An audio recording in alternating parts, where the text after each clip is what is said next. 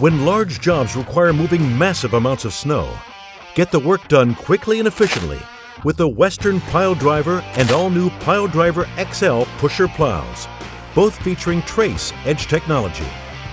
These pushers scrape down to the pavement with an advanced cutting-edge system that has independent 2-foot sections that move vertically, oscillate, and trip. Get more jobs done faster with the Western Pile Driver lineup of pusher plows. Mike Bott from Frost Solutions, one of the owners of the company. What we do is provide a mini weather station to give you a tailored forecast to those particular locations so you know where and when and what to do in those parts of town. You know there's 2 or 3 or 4 or 5 different ways that people can experience tremendous value having a technology like this.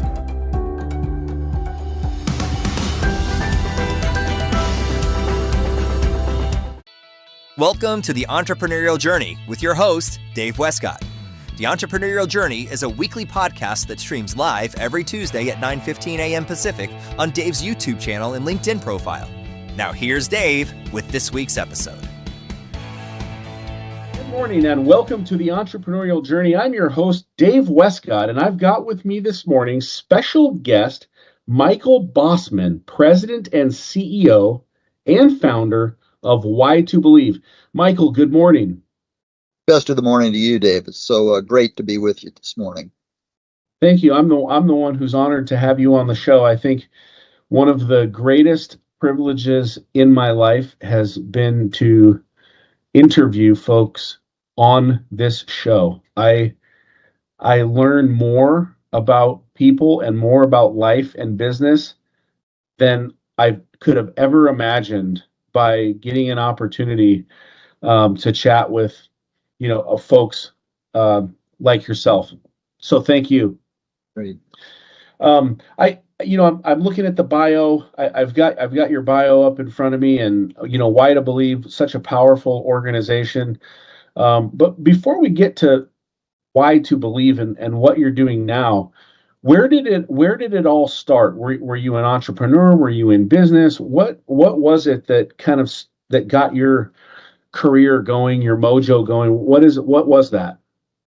Well, I started as a young engineer, electrical engineer, and early on, I had a health club, bought a health club as a side job, and it imploded. It was a great lesson for me as a young man.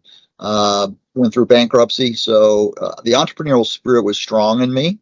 I was involved in 2 different startup companies in my career as an engineer. Both of those startups were involved in the world of, if you remember, old analog phones. And, yes, I do. The new Well, we produced the very first digital power amplifiers for digital phones. So very difficult processes, things that didn't exist at the time. So there's about 50 companies in the world that were trying to make those power amplifiers. It was the last chip in the chain of building a phone, the most difficult one to make. And Wow. We were kind of first on the market with that. And then the next the spinoff was a spinoff from Rockwell Semiconductor, where they spun off a division called Connexent Systems. And we started building the power amplifiers that were to bring the internet to the phone. Everybody said complete impossibility, that it was never going to happen. And so we were industry leaders in that. So both of our startups essentially went to become world leaders in what we did. So we were top dogs, and we loved it. That's very cool. So your career really started with this entrepreneurial drive, this entrepreneurial spirit, and start out in the trades, which are not as exciting as they used to be for most, which is why I think guys more than ever. And you decided to buy a health club. That's an interesting one too. So you've got this entrepreneurial spirit, and then things don't go well. You end up filing bankruptcy. You learn some tough lessons, but that doesn't keep you down. You continue to invest and build and create startups. You continue pushing and growing, and you create some of the most powerful information available, connecting internets to phones and making them ring and being world leaders and all of that. It was it's been a wild ride and a fun ride. So yes, yes. How did how did you recover from bankruptcy? Like so many people will file bankruptcy and they'll quit, hang their head, and they will never touch business again. What, like going through that at such a young age, what was it that helped you push through that, or how did you get through that and say, you know what, I can do better. I'm going to do it again. Well, that's a great question because it was a very difficult time in my life. And so going through something like that is very traumatic, very overwhelming, a lot of very dark days. And, but you realize at some point that you pick yourself up and dust yourself off and go, okay, you know, this isn't the end of my life. I'm still young. I've got my whole life ahead of me. And you start looking forward to the future. So it simply is a matter of realizing who's in charge. I'm not in charge. God is. And he had a different plan for me. That was not his plan for my life. And but I was pretty strong-willed, always have been, very driven, you know, typical entrepreneurial guy, right? Type A's. We're wired differently and we're good with it. And so it's just a matter of continuing and plowing ahead and testing doorknobs and see which ones open and which ones remain closed for you. So it's a process. You've been through it. Yes, yes, for sure. I also filed a bankruptcy early on, and it was tough. Some of the darkest days, you mentioned dark days. There were many days I would literally lie in bed and think I should just kill myself. Like, what's the point? This is just, there's this horrible, so many collectors calling you, people beating down your door. I mean, you know, like it's horrible, right? But you have that fortitude, that strength, you keep moving forward. You mentioned God. Was God a part of your life back at that point, or had you not had that encounter yet? Well, interesting. I grew up as a Catholic and really pretty much walked away from the church when I was young and 17 years old. Felt like that I always believed that God existed, but I didn't have a personal relationship with him. I didn't know what that was. And it was when I was challenged, dating my then girlfriend, now wife, who was taking me to the Baptist church. Was challenged by a guy who I would call my spiritual mentor. And he asked me one day, he said, Michael, who's Jesus to you?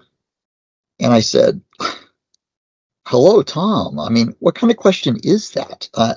You know, I mean, of course I know who Jesus is. He's like the Son of God. He's the big cheese. He's up there running the universe, you know. I mean, come on. I said, I was very indignant. I really read him the riot act. I was like, you know, the deal with you Protestants is you think you got a corner on the market on Jesus. Like nobody knows Jesus except you. And I was pretty obnoxious for probably 5 minutes. And he just sat there and listened to me. And when I was done with my rant, he said, well, you know, Michael, Satan knows all those things about Jesus, and Satan's not going to heaven. And I went, huh, okay, I have to think about that. And there was a realization that there's a big difference between knowing who God is up here and asking him to be Lord here. And I didn't have that and recognized that right off. And 2 weeks later, gave my life to the Lord and haven't looked back since. Wow. So we went from knowing who God is up here to having a personal relationship. Yeah. Thought How I old had were one. you? If you'd have asked me when I was young, oh, you're a Christian? Well, sure I am. Of course I am. Yeah. Don't know what that means, but yeah. How old were you when you found the Lord, or when the Lord found Let's you? see, 30, in my 30s, early 30s, maybe Okay. 33. Yeah. Okay. So you had had some successes, you'd had some wins, some ups and downs. You're about to get married. Things are moving along, and then you find God. Then you're still in business. You're still running entrepreneur. How did that relationship with God affect your entrepreneurial journey?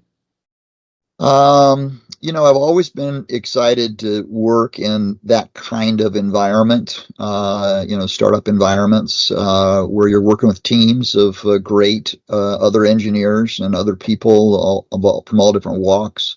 It's exciting working in that kind of an environment.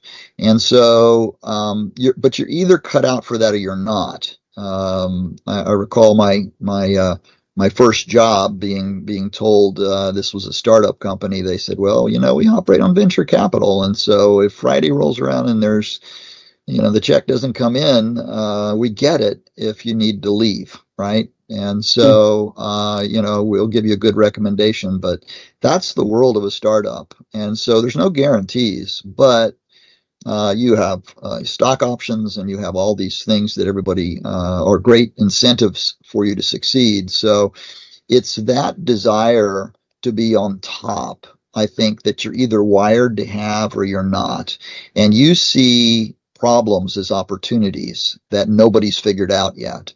And you want to be the one that figures them out. And so that's what we did. Those are the kinds of things and the kinds of environments that I really thrive in working.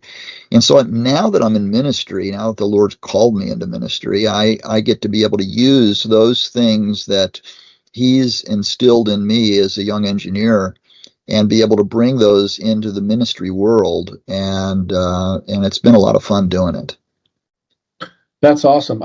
I'd love to know how you transition from physics and superconductors into non-profit faith-based work. Like what happened there? Did you take all your riches and glory and give it to the poor and start out on the path of saving the world, or did you say, hey, I'm going to use what I've earned and learned and build a new organization and really just try to touch people's lives? What happened there? Sure. My wife and I have always been good stewards of what God's given us. And so we've been very generous over the years. And when the Lord actually called me, we had retired a little bit early. Well, a lot of it early. And I still had a lot of life left in me, but we began a journey in a motorhome. We just bought one and started traveling the United States, thought we'd do it for 6 months, figure out where we wanted to land. And 10 years later, we were still driving it around. In fact, right behind me here is it. So we're still in it in the winter times, going into summer now here in Florida. So we've had the spirit of just travel in us, and so we've enjoyed it. It's been a lot of fun, but it gave me an opportunity to really reflect and say, well, is this all there is to retirement? Like, what do you do? I mean, there's only so much golf you can play. There's only so many sports you can get involved in, so much fishing you can do. And you start to say, I got a whole lot of life left in me. What do you want me to do? Mm-hmm. And after a couple years on the road, I told my wife, both of us were praying through one day, and she said, I just feel like, we're goofing off. I said, I know, I feel it too. I feel like we're not doing anything for the Lord. And so we began a little prayer thing of a couple of weeks of prayer, trying to figure out what is God calling us to. And I told her, I came back at the end of that and said, I've always wanted to take a master's level course in Christian apologetics. I wonder if I can find one online while we're traveling around. And I actually took my very first course in seminary in Denali National Park, where we were parked in Alaska. And it's sort of like the Lord telling me, Michael, if you can take a course here, you can take one anywhere. You have no excuse. And I loved it so much that I told my wife, I said, honey, this is the best thing I've ever done. I just learned so much. I got to take another class. She says, well, whatever, knock yourself out, And I wound up with a master's degree. So it was at that point, this was, started in 2010. So that was 2014 that I completed a master's and was really praying through again what to do, what the Lord wanted me to do. And is really when I got the call to just get out of the boat. And so it was really clear. It's another story, but I've got a bunch of them. But I paid attention and I said, okay, I don't exactly know what that means, Lord. You said get out of the boat. I'm getting out.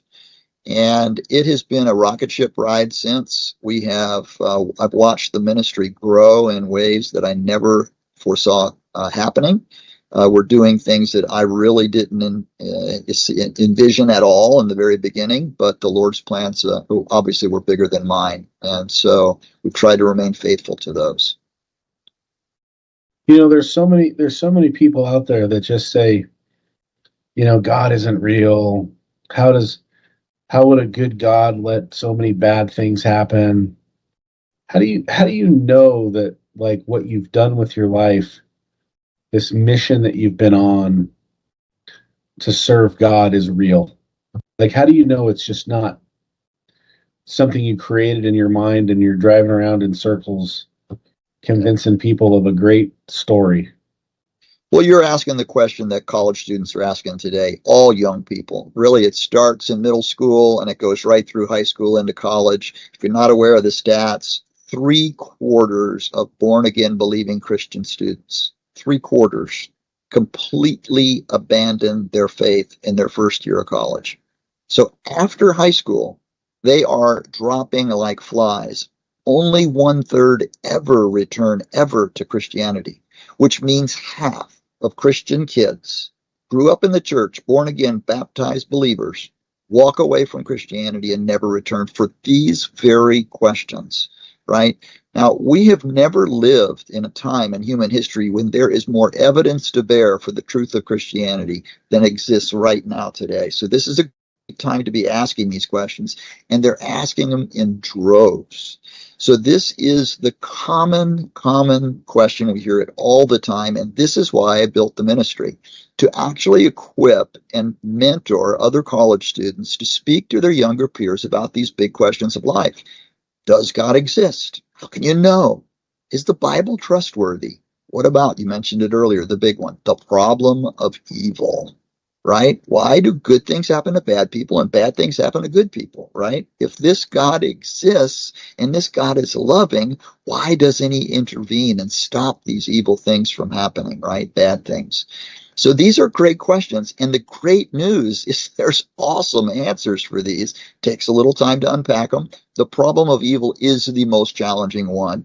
But I got a 20-minute video on our website available for free. I unpack the whole way you answer this question to someone who's got questions. But that's what we do. We engage people with these questions. So there are great answers to them. I don't know how much you want me to get into those answers here, but I have 10 different videos on my website that will lead you through from the basic stuff. What is truth? Who am I? What about morals? Where do they come from? All the way to the problem of evil and everything in between. Every big question that you could ask. We've got videos that'll help you learn how to answer those questions. But if you want me to go into some of that now, just let me know. Yeah, no, that's awesome. We got to throw you. What is the website so that anybody who's out Oh, there listening can dial that in? What is that website? sure. The name of the ministry is Y2Believe, and that's the letter Y, number 2, believe.org. You go to .com, we own that domain also. Y2believe.org. Correct. Y2believe.org. And we'll throw that up in the slides too. Good. Thank you. I don't know that I want to go into the whole 20-minute, Yeah, breakdown of why right. evil, but what are some of the highlights of that answer? Like Oh, sure. what's Yeah. the 50,000-foot view of that answer? Yeah, 50,000-foot view is there's actually a purpose behind evil and the plans of God. Now, at first blush, that's like, what are you talking about, Mike? What do you mean a plan for evil? It's actually a known thing. God knew about this. We've got scriptures, 1 Corinthians 2, verses 7 and 8, where God talks about that what he did, what Paul's talking about, this idea of what God did when he created the universe, a plan to put Jesus on the cross before he created the universe. Now, that tells us something about God. He knew that we were going to screw this thing up. He knew we were going to choose him not, right? That we would choose evil sometimes instead of him. And so he had to have a plan in place to fix that problem. So the problem of evil is part of the creation. In other words, we live in a universe where bad things happen. But this is not an evil, bad world, but there's evil, bad things that happen in it. So it's not the purpose of this world is not our comfort. We think that the world, the whole universe ought to be Eden, right? We think that way because we don't, when we see bad things happen, we say, well, that doesn't sound like Eden. I don't like that. Ooh, why do people starve? Why are people mean? Why do other people kill other people, right? We don't like these things, but that's built into our heart. That's what God wired us for. He says, when you see these things, it's going to cause discord inside of you. And it is that very thing that God uses, that discord and this knowing that the universe itself is broken and we're broken. But it's that very desire that he gives us that gives us the opportunity, which gives us the purpose for this universe. Again, it's not about our comfort. It's about giving us the optimum place, the optimum environment in which to choose whether we want to spend eternity with him or without him. That's our choice. And that's the purpose of this universe. He will deal with evil once and for all at the very end. But for right now, evil has a plan in the purpose of God. That's about as short as I can make that discussion. But there's a lot more we could go into. And I typically reserve about 15 to 20 minutes to talk with a student about this one and just say, listen, if you ain't got time, just come back another time and we'll talk about it. But that's it in a nutshell. Here's something that I hear often and have heard multiple times. Oh, my parents had faith and I lost my mom or I lost my dad. And when I lost my parents, I decided that there's no God, or I don't believe in this God, or I won't serve this God, because how could a good God take such a loving person? How can I serve something like that? How do you answer that question? Well, there's two parts of what you just said. One is, does God exist, right? In other words, it can lead you to a place where you say, I just don't think this God exists because I prayed to him and I asked and he didn't answer my prayers. He didn't solve my problem, right? Whatever that problem was, right? So we start where they begin, right? Always in apologetics, you answer the question they're asking, not the question you want them to ask or the question you think they should ask, but what are they asking? So when they start there and they're going to start off with, well, I'm just not even sure God exists, then you got to go to the basics. Now, when they say that, I'll answer like this. So help me understand what you just said. You said you're questioning whether God exists. We now know from science that the universe was not here, and then all of a sudden it was. Nobody in the sciences today questions that very fact. Everybody knows it wasn't here and then it was. So whatever it is that caused the universe, it can cause universes to appear, but doesn't exist, right? This is where they run into problems is the idea of you have to explain, where did the universe come from, right? Where did life come from? There's another great question. Origin of life researchers. We have no idea how life starts today. How did it get here? How did the very first life form ever appear on planet Earth? Well, those are two staggeringly powerful evidences for the existence of God. So when you can get somebody to start thinking about, okay, the explanation for the origin of life, the explanation for the origin of the universe, these things have to have a beginner. Something caused them. What is that? Well, I would just say anything short of the idea of there being a God doesn't answer that question.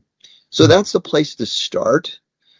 That's not fulfilling, though, because that didn't quite answer that question. But you see how complicated these questions get. Now, we have to continue. I'm not sure if you want to, how much time you want to spend on this. Okay. I'm happy to hear it. Yeah, because the idea of of God's existence, there's other things that we have to explain. For example, let's just say, and I'll do this often with a student, let's just take a little journey. Let's take a journey around an emerald green lake on a beautiful spring day. Sun's out, beautiful white wispy clouds blowing through a azure blue sky, right?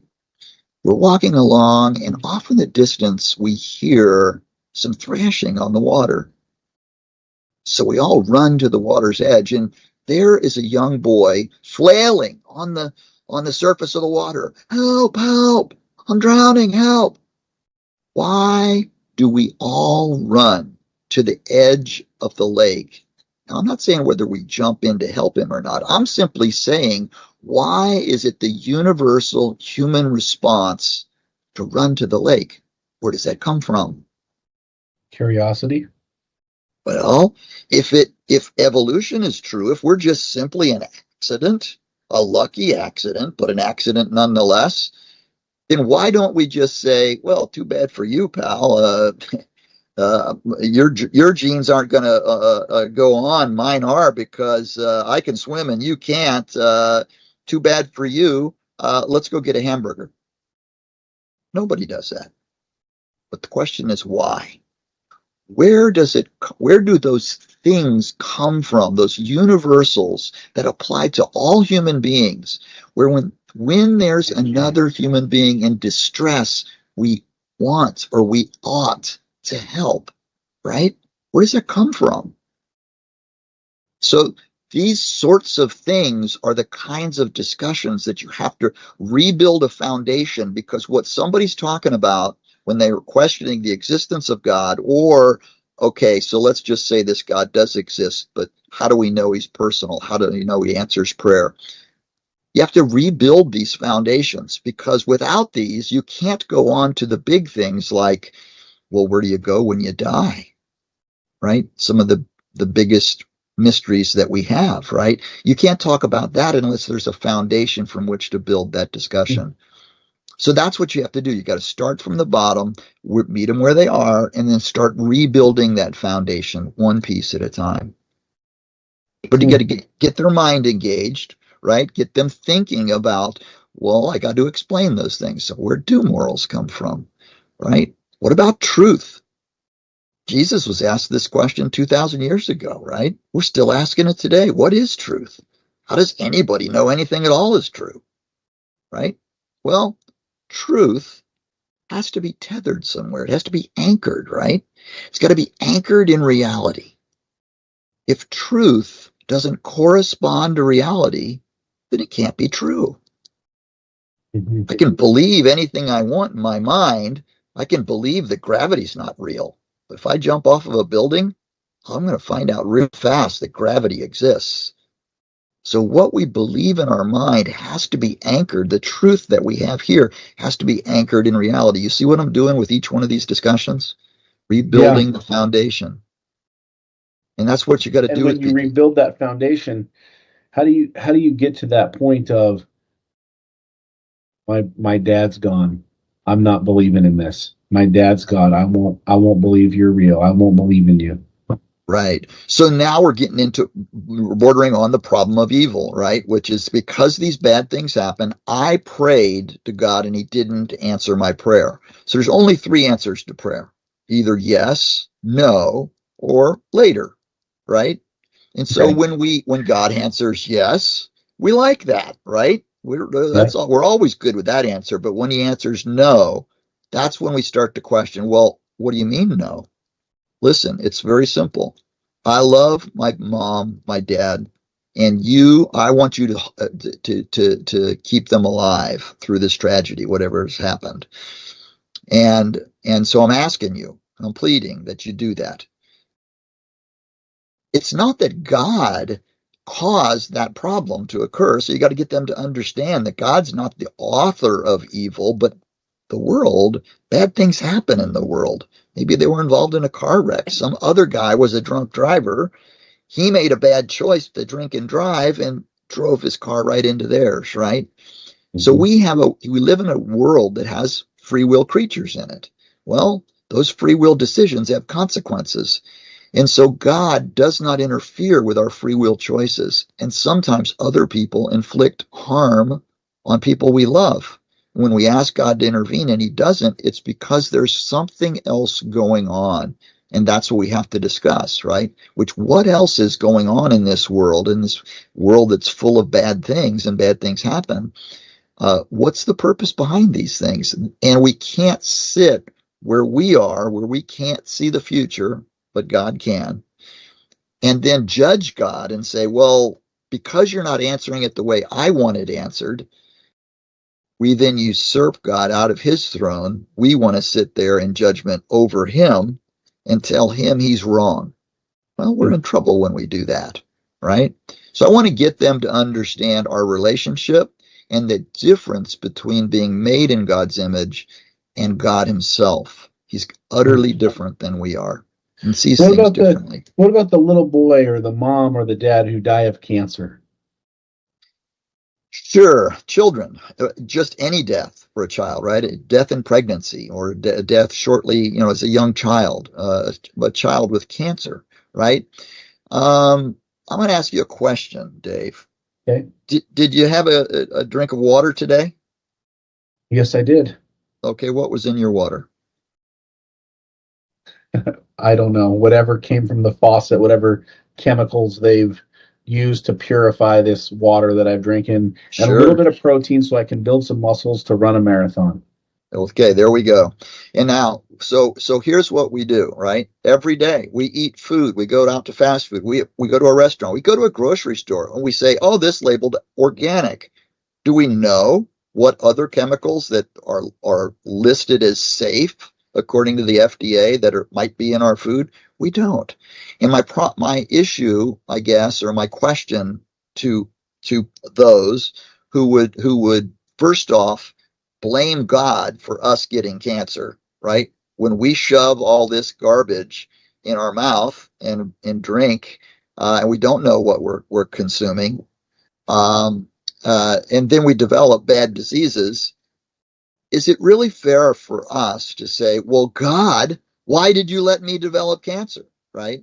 I mean, we have to have some culpability on our own. That doesn't answer everything. It's just a start of this discussion. But the problem of bad things happening to good people, let's take it, let's remove ourselves for a second and let's say that this is a Christian we're talking to. So they have a Christian basis and now their faith is wavering because God didn't answer my prayer and my 2-year-old son developed cancer and died, right? So the question then, because you're a Christian, is that why didn't he intervene? First question I'll ask is, where is your son right now? David gives us the answer to this question. King David and his affair with Bathsheba, God tells him the child's going to die. And he gets on his knees and he fasts and he won't eat and he's in mourning. And when the child finally dies, he gets up, takes a bath, puts fresh clothes on, sits down to eat, and his attendants say, we are confused. We thought you were going to kill yourself. We were so worried because you've been so distraught over this. And he answers and he says, I will go to my son someday, but he will never come back to me. David went to heaven. His son is in heaven. Your son is in heaven. Because that's what happens to children that are under the age of accountability. Scripture is very clear. They go directly to heaven. What's the downside of your son getting an early ticket into heaven? And the joy is you're going to see him again one day, right? So we got to look at the glass half full. Right. Yeah. I do love that story of David.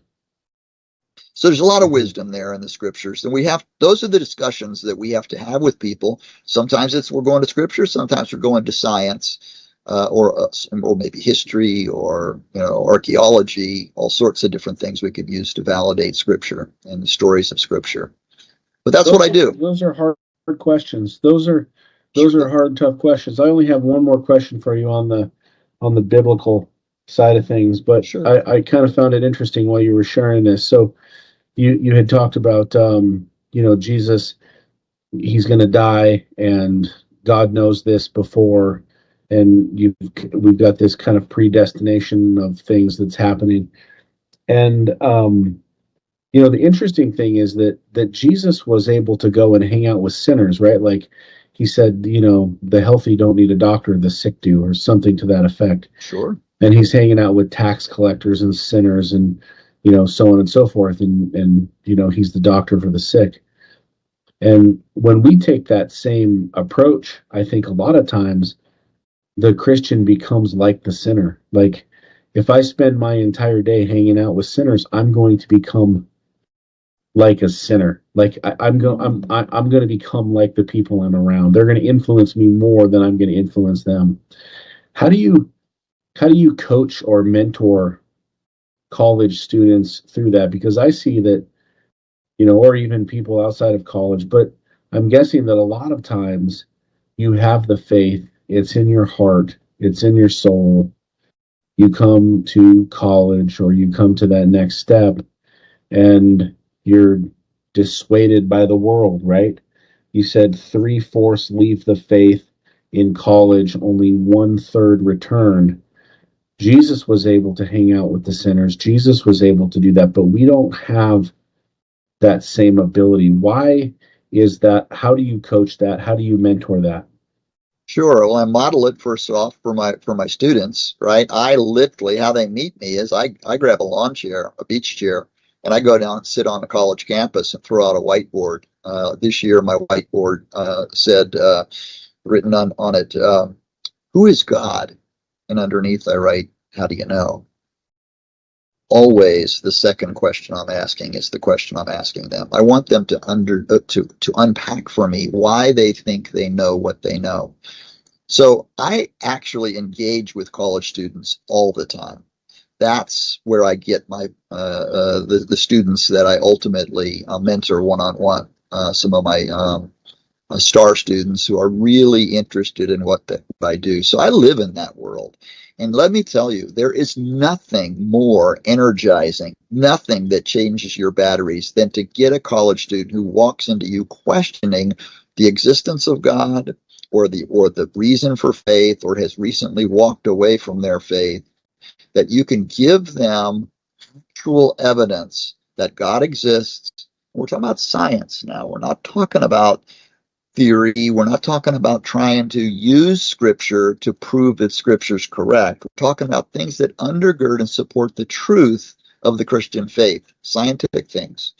So there is nothing that charges you up more than having students that turn their life around. And so that's the bonus. That just is amazingly energizing, so that while you're in the midst of students that are depressed, I mean, these numbers will just stagger you. I just gave you 3/4, right? 3/4 are born again, believing Christian kids go off to college, don't walk away from faith, don't continue in the faith, right? Half of them. 10% of high school students in America, according to the CDC, in their latest report, the 2023 report, 10% of high school students in America have already made an attempt on their life. 20% have a detailed plan for how they're going to kill themselves. 40% have persistent feelings of sadness and hopelessness. 4 out of 10. We have got a problem with youth, a crisis that's of biblical proportions, and nobody's talking about it. When you go into that world, let me tell you, do I see bad stuff? You better believe I do. But there's nothing that charges me up more than turning those students around and getting them walking in a different direction. Since I've been doing what we've been doing, we have had deep, meaningful conversations with about 10,000 students. That's a lot of students. But what's encouraging to me in our secret sauce, the thing that's making a difference, is the fact that those 10,000 students that have a completely, utterly changed life, have completely turned around, they're confident in their faith because they have evidence that backs it up that it's true. So you have to believe God by faith. But God says in Hebrews 11:1, faith is the evidence of things unseen. He leaves evidence behind that proves Christianity to be true. And most of us don't know what that evidence is all about. But when these students get equipped with that level of evidence, oh my goodness, do they ever become on fire Christians, ready to engage their peers who are depressed, who are dejected, and they change them by the dozens every single week. So there's an army of young people walking around that are equipped right now to be able to engage their peers and change the course of their generation. That's how we solve this problem. The kid that sits on the starfish, the beach full of starfish, right? And he's throwing them in one at a time, right? And the guy comes up and says, "Hey, what are you doing? I mean, there's millions of starfish here. You'll never make a difference." And the kid says, "Yeah, but it made a difference to that one," right? And so with one person and a million starfish, hard to make a difference. With 10,000 people, starts to make a difference. What happens when that number is 10 million people? That's where we're crazy. headed. We want 10 million students out there changing the course of their future. And that's what we're after. That's what God has called me to do, and that's what we're doing at Y2Believe. Wow. Super powerful stuff. What a transformation, going from entrepreneurship to just, being in the throes of the battle. One, I have to imagine that all of these conversations with these young, intelligent kids in the world of academia keep you smart and on your toes, right? Oh, yeah. Like you're living, like your mind is probably, doing its best work when you're in those conversations. Absolutely. It's exhilarating. It's intellectually stimulating because you never know where they're going to go. And of course, I've been doing this now as a part-time thing for 30 years, and I served the Lord full-time doing it for the last 10. And so I've been doing this a long time, but I have learned that the best way to engage young people is simply to ask questions. Tell me more about that. Tell me why you believe that. Um, uh, what is truth? How does anybody know anything at all is true? Right? These are kinds of questions that you can ask people. And I often, when they throw a question at me, well, I see your question here about who is God. I'm sure you've got an opinion on this. What do you think? And I'll throw it right back at them and just say, well, the reason I got the question out there was to ask you what you think. I'm really interested in knowing what you'd like. What do you think about this? Now, if they insist and they just throw it back on me, I'll say, well, sure. I think this is an interesting question. Who is God? What if I told you? Now, again, I'm setting up questions. You're asking how I actually do this, right? So this would be a typical engagement, right? So you're asking the question we're asking the question, who is God? What if I told you that there's actually an impartial arbiter that will answer this question for us? And I mean something that is totally unbiased, an independent judge, if you will, that will answer this question for us. Do you think that would be worthwhile in this discussion if we actually could use that information provided by that judge? And they're Absolutely. like, well, yeah, there you go. Absolutely, sure. But there's no such thing. It doesn't exist. Everybody's got a bias. I say, yeah, everybody has a bias, but science doesn't. So we know that something caused the universe. We know that something caused life. Therefore, the idea of the existence of God is not in question. But the idea of who is God is in question. So we could actually test each of the worldviews that are out there that claim to have a God.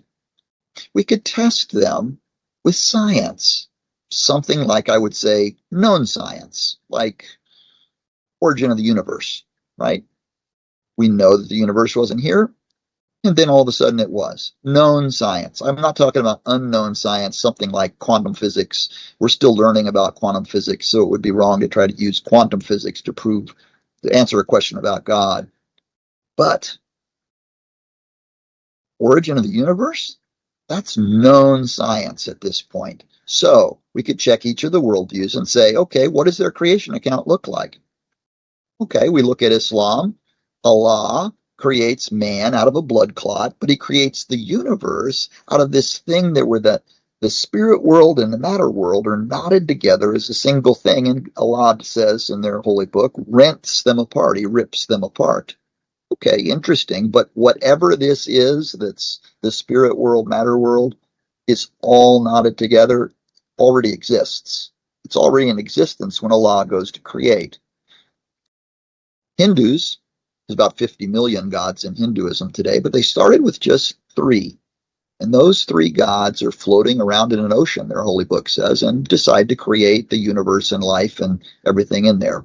Okay, again, interesting. But I'll just note that whatever that ocean is, it already exists.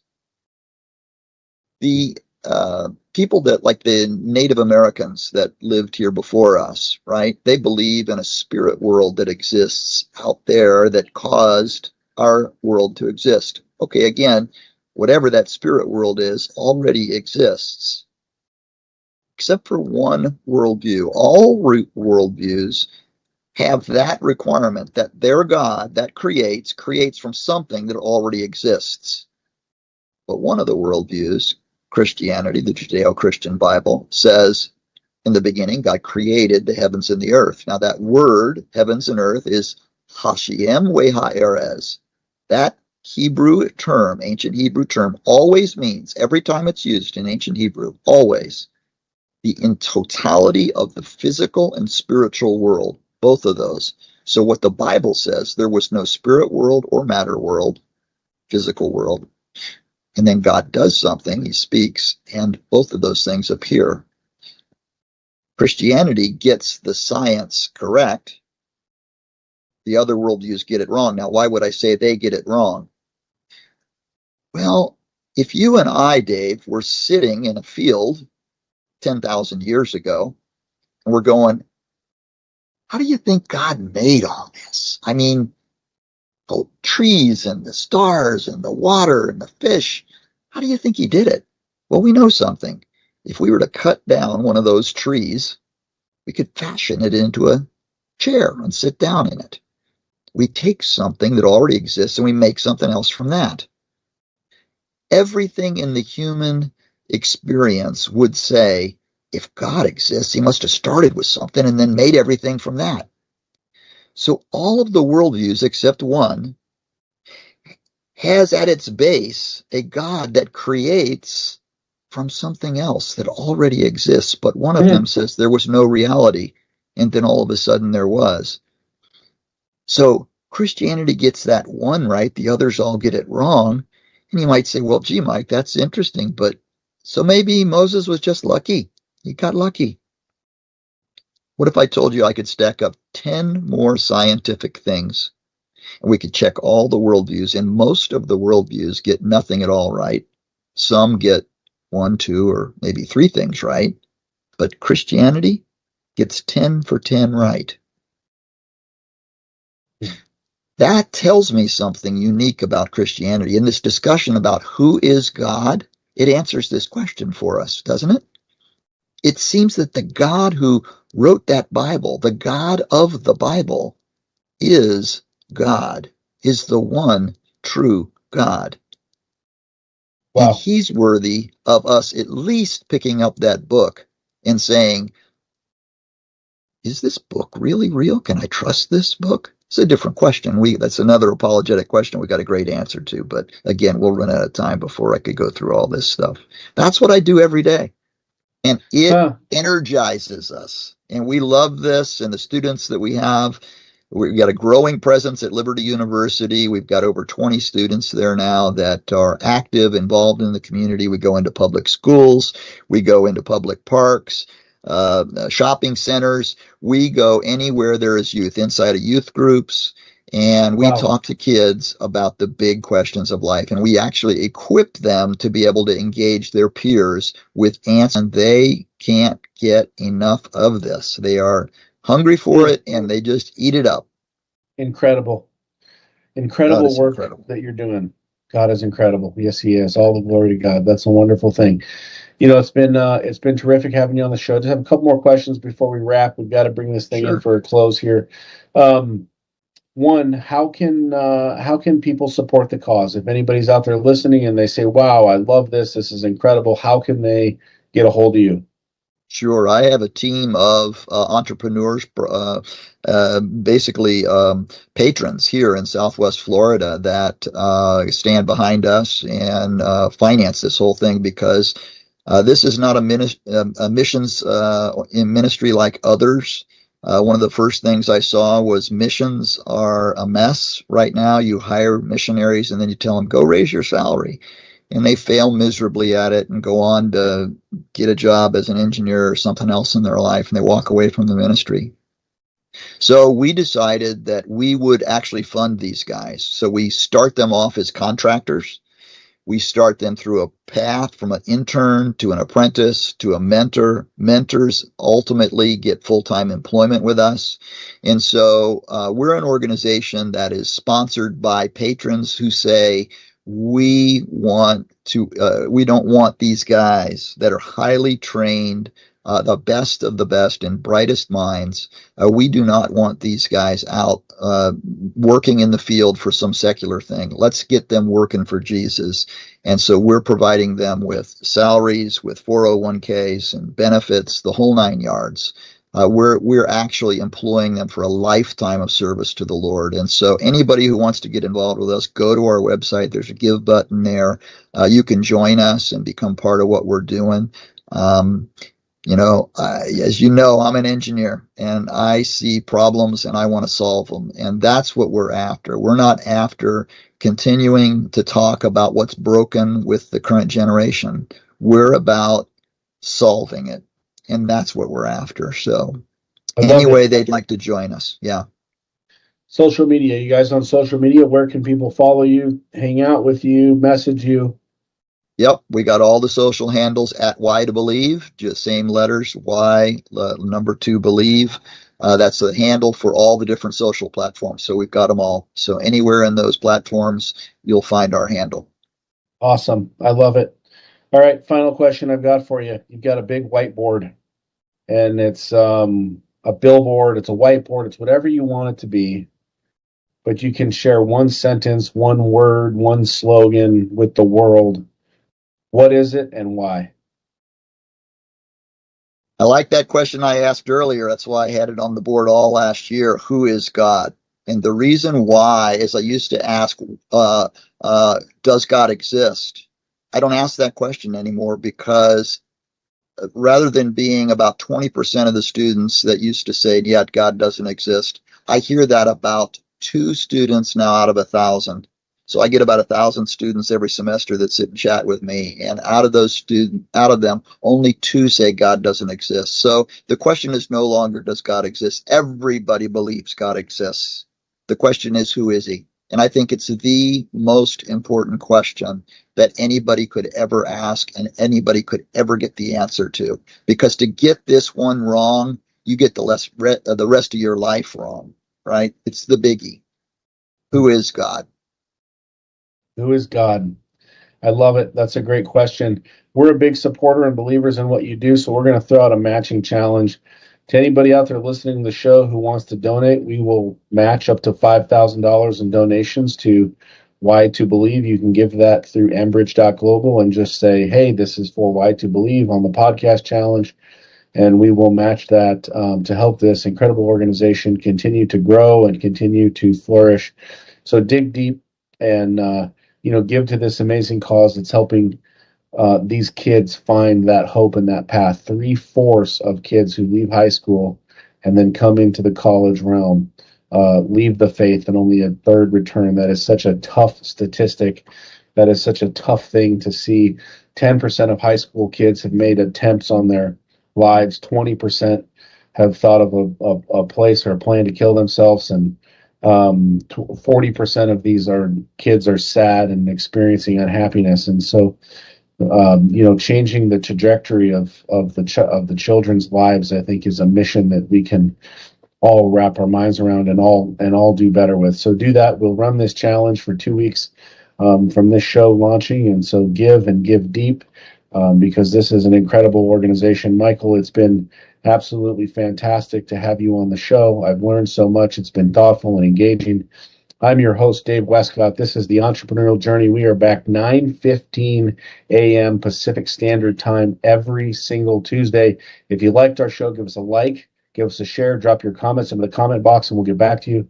And listen, don't hesitate and give to Y2Believe and help us spend some money with this incredible organization. Michael, it's been an honor and a privilege. Thank you so much for being on the show today. Thank you, Dave. It's been a pleasure to be with you.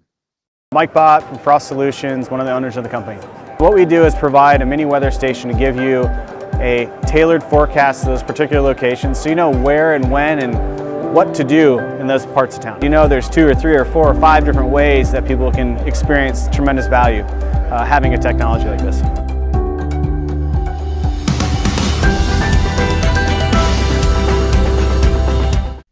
Introducing the all-new Western Enforcer V-Plow. Engineered with all the features, efficiency, and performance of full-size Western V-Plows, built specifically for your half-ton truck. For more information, visit westernplows.com.